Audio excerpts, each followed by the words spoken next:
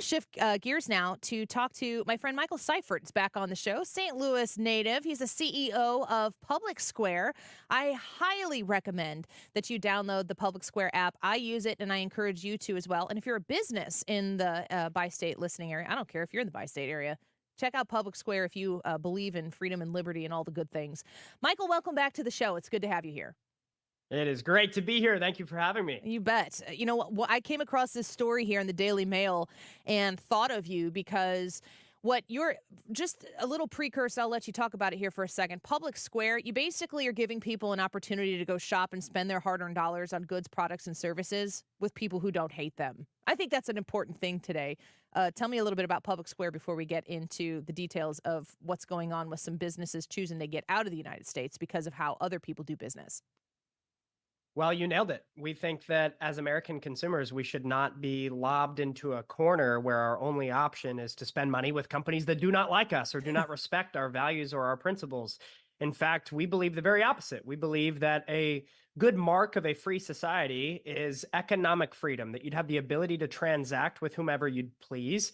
And unfortunately, today in our country, much of corporate America has been dominated by an ideology. And when they are arm in arm with a government that has made it their mission really to ostracize an entire network of Americans that hold more traditional values, a love for the country and the Constitution and the values that that wonderful document protects, well, then we've got a problem to solve. And the way that we've chosen to solve that problem is by creating a marketplace full of 80,000 different small business vendors from around this great country that are protecting Main Street. They are celebrating the values that are fundamental to our American way of life. They love life, liberty, family values, freedom, and we want to help consumers get exposed to these great small businesses so that the consumers can actually spend their money in that direction and create this sort of parallel patriotic economy in the process. Yeah. It's been going amazingly, and we are just getting started. Yeah, I love it because people do want to spend their hard-earned dollar in a place that is going to respect that hard-earned dollar. And there's a lot of things that are going on in the background. We know about it. We've seen it in the education system. We see it from government mandates. But we also know that it's happening in the corporate world. The DEI measures that are being put into place that are really superseding common sense business practices in a punitive way, where if you're thinking about diversity, equity, and inclusion, I mean, on the surface, of course, that sounds like all fun and happy stuff, but the way it's implemented is really discriminatory and in some ways downright hateful. And from the business practice standpoint, this Daily Mail article that I have right now, both Intel and Samsung were going to invest in making chips, if I'm reading this correctly, here in the United States. They're microchips. And because of the DEI initiatives that Joe Biden and this administration are forcing down people's throats here, they've elected to say, no, we're going to take our business elsewhere. And it looks like they're investing in Israel and Russia instead of Texas and Columbus. What is going on here? Well, you nailed it in your kind of monologue at the beginning of that to set up this story here. This all comes back to a disastrous ideology agenda at the heart of the American business community right now that is directly instituted from government. So government has a political goal. Business should have a business goal. And those two, sure, might be in alignment at some times, but they should also differ at other times. Because, businesses shouldn't be beholden to whatever the political weaponized ideology is of the day and then coerced to adopt that ideology. Well, that's exactly what happened here. The Biden administration promised through the CHIPS Act, which was overall a $280 billion bill, but then they promised $39 billion within that was supposed to go as subsidies to chips manufacturers moving operations to the United States. So Intel was going to set up shop in Columbus, and Samsung was going to set up shop in Texas.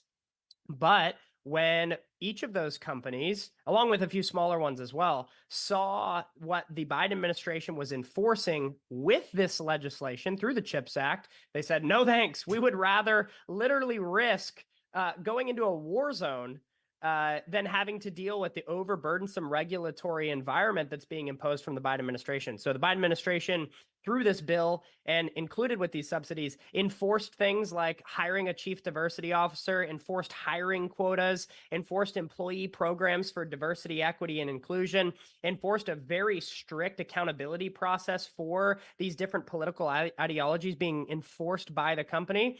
And these companies said, no way, we're not going to deal with this. And I think that's really troublesome. The United States used to be a place where people from around the world would flock to do business. Companies would be desperate to conduct business on our shores. They loved the freedom of the American economic environment. But today, that economic environment feels anything but free. And, we kind of joke online and we throw insults back and forth with the culture war type of stuff. This stuff has very serious ramifications. We just lost two of the most consequential companies in the world that we could have had as a massive economic boost. And one more thing I'll mention, there's a national security threat here as well. The whole point of the CHIPS Act and these subsidies in the first place, whether or not you agree with them, was supposed to be to compete with China. China and Taiwan are dominating the world's chip production, and there's a competitive race for further chip production, especially as we moved into more of an automated chip-driven culture with our industrial environment. So when we are losing, not because China's actually doing the things to beat us, but because when we are beating ourselves with overburdensome inflictions of regulation, it has really disastrous consequences for the future of our economy. Yeah, well, very well said. Michael Seifert, the CEO of PublicSquare. You can go to publicsquare.com to learn more, but download it while we're talking here for sure on your mobile. I look at the loss of the Intel, the Samsung investments. You mentioned there were other littler, smaller companies. I mean, those Intel and Samsung are about as big as it gets. But you got to ask yourself, like, what is the priority for this current administration? Like, what is the most important thing to them that they're willing to sacrifice the jobs that would be brought to the United States, the income that would be brought to the United States, the chips being on the homeland that would be here in the United States? What is the most important thing, especially in your experience of running Public Square, to the people who are supposed to, I was going to say run the economy, but I guess in a matter of speaking, get out of the way so the economy can run itself? I mean, as a business owner, the goal is very simple. It's serve your customers and serve your shareholders. So serve the people who your business is designed to serve as customers, and then make sure you're providing value for the people that own your company.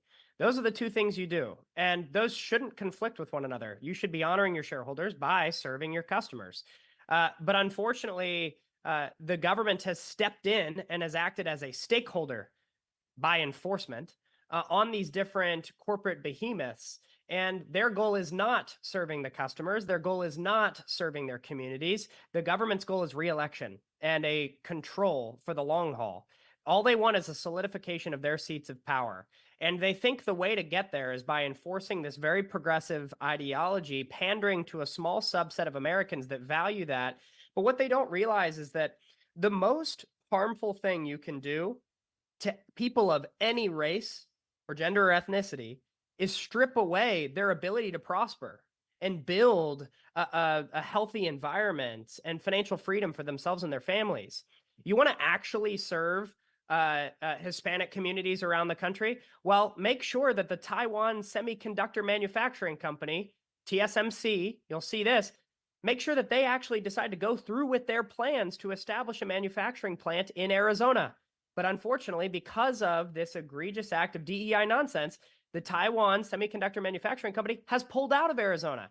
So you claim you're out to help Hispanics, you claim you're out to help marginalized communities, whatever that means. You claim you're out to help people of color, and you're stripping away their jobs.